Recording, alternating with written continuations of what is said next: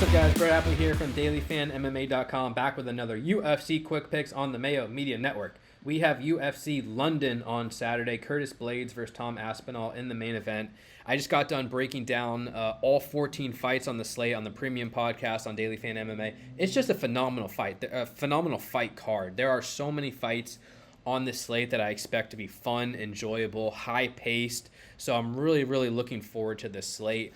I'm going to give you my favorite cash game play of the week, my favorite tournament play, salary play. I'm going to talk about another fight matchup that I like. Before I do, please subscribe to the channel. So much good content on the Mayo Media Network coming out every single week. Like the video and comment below who your favorite fighter is in the 9K range. And the reason I ask that is because there are like 5 or 6 minus 250, minus 300 and above fighters, to the point where we could see many, many, many big scores on this slate, and you're really going to have to be correct in that 9K range to separate yourself from the field. A lot of good options.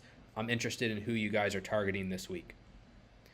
All right, let's move on to my cash game play of the week. It is going to be Mason Jones at 9.2K. And again, because the strength of the 9K range is so good, I don't think this is a must. I think you can make a good case for Mokaev at 9.5K, Nathaniel Wood at 9.4K, McCann at 9.3K, Jones 9.2K. Those are sort of the standouts to me from a cash game perspective. And I like Mason Jones because, among other reasons, he's a big favorite against Ludovit Klein. He strikes at a very high pace and he grapples at a high pace. So I think that brings a lot of safety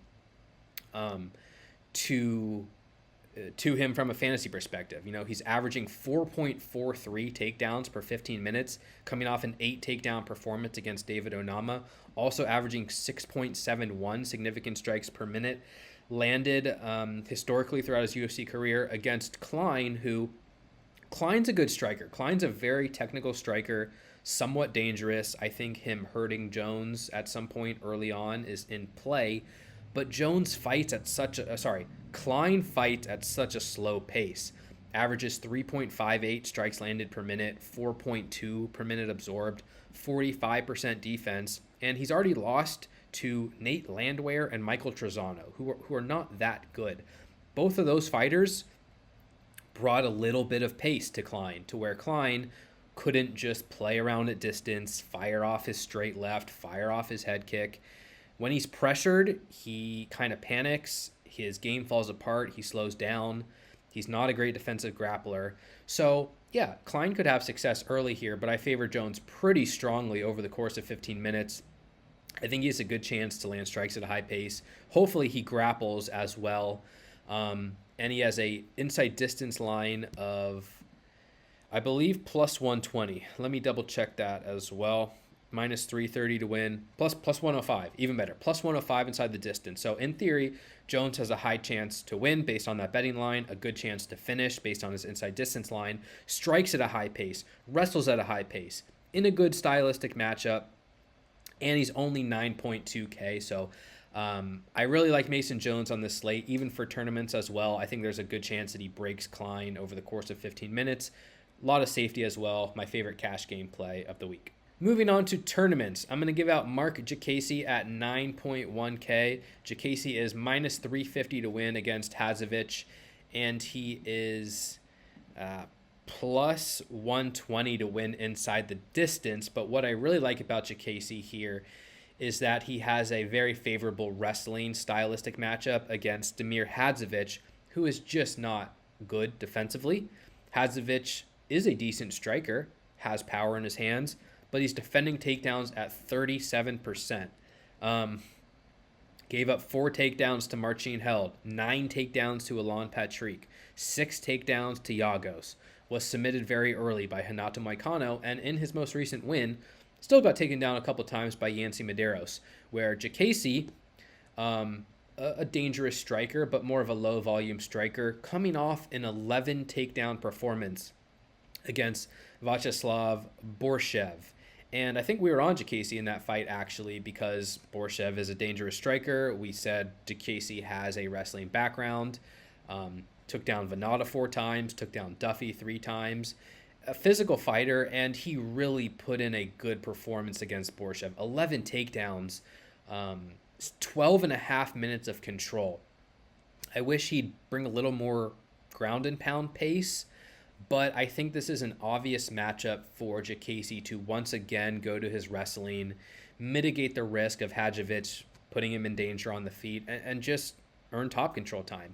Hadzovic does not defend takedowns well. We know that Jacasey has volume upside from a takedown perspective, and betting line still indicates he's safe. Minus 350 to win, plus 120 inside the distance. That's very strong. And he's only 9.1K. You don't have to pay up 9.4, 9.5 to get exposure to this guy. Personally, I'm going to be spreading out my exposure in this 9K range, but I think Jacasey has obvious wrestling upside, coming off a 119-point win, finishing upside as well in a good stylistic matchup. And because the strength of this 9K range is just so insane, he may not even be that popular. So I definitely like Jacasey for all those reasons. He's going to be my tournament play of the week. Moving on to my salary play of the week, I'm going to talk about Makwan Amirkhani at 7.5K. He's taking on Jonathan Pierce this weekend. Pierce is minus 220 to win. Amirkhani plus 180.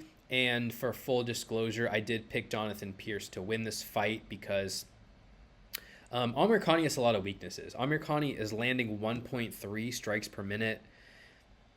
His cardio is very poor, so he's the type of fighter who, like we talked about with Herbert Burns the other week, needs to have early success on the ground. And Burns lost in sort of a way we expected, but he still did have early grappling upside and almost pulled off a submission. Amirkhani's last 3 wins, 57-second submission, 3-minute submission, and then second round submission. Good wrestler, 4.08 takedowns landed per 15 minutes. Very good submission grappler. Against Jonathan Pierce, who Pierce is like a pace fighter, 4.98 significant strikes landed per minute, 6.79 takedowns per 15. His last 4 wins, Pierce has landed 6 takedowns, 6, 5, and 4. He really wins on activity and pace, and I think he's going to win based on activity and pace as long as he just doesn't get finished early.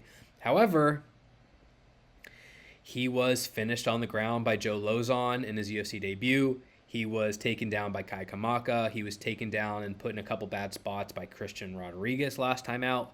60% takedown defense, now flying across the pond to Amirkhani.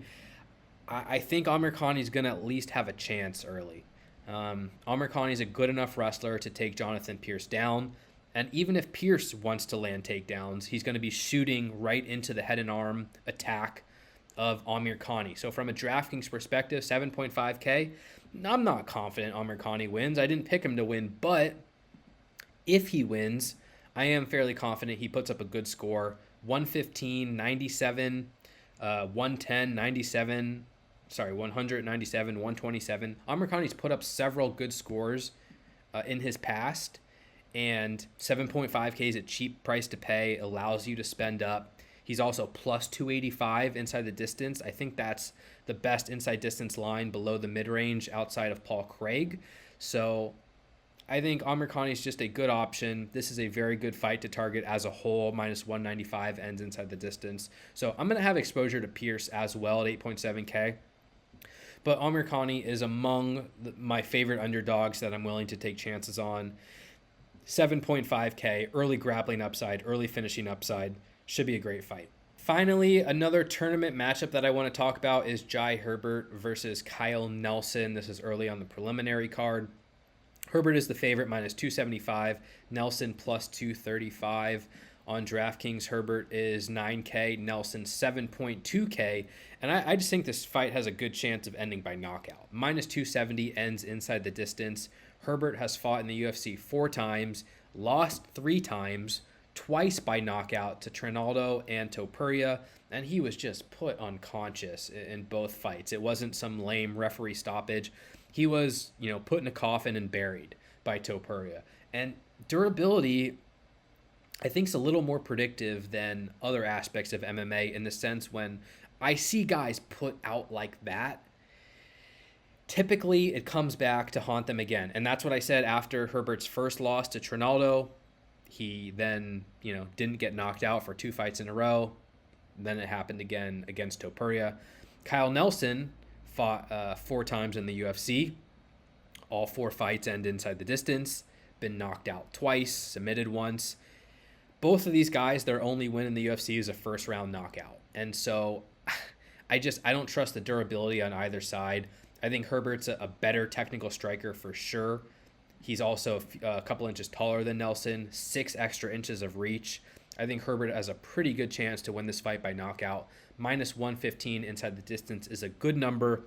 9K is a good price tag. And I also think Herbert is going to come in relatively low owned because he's priced between Paddy Pimblett and Jacasey and Mason Jones. And you can still pay up to Wood and Mokaev and other fighters in this range. So Herbert rates out very, very well. A good stylistic matchup. Maybe a little bit boom or bust in the sense that he will need that early knockout. But I don't know that the public's going to be on him. And on the other side, Kyle Nelson, 7.2K. Look, Nelson isn't a great fighter. Maybe has a little bit of wrestling upside.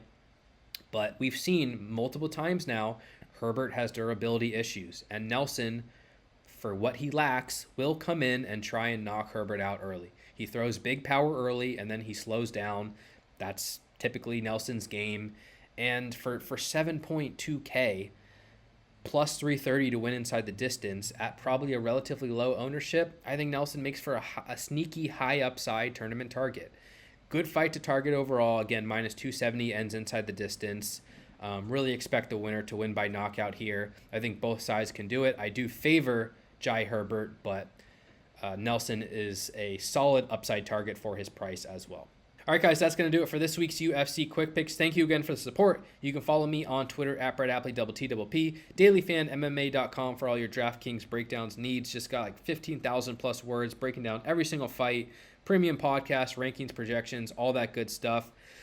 Subscribe to the channel, Mayo Media Network, as usual. Again, let me know in the comment section below who you're targeting in the 9K range. Best of luck this week, guys. Take care. Stay safe. We'll talk to you soon. Peace.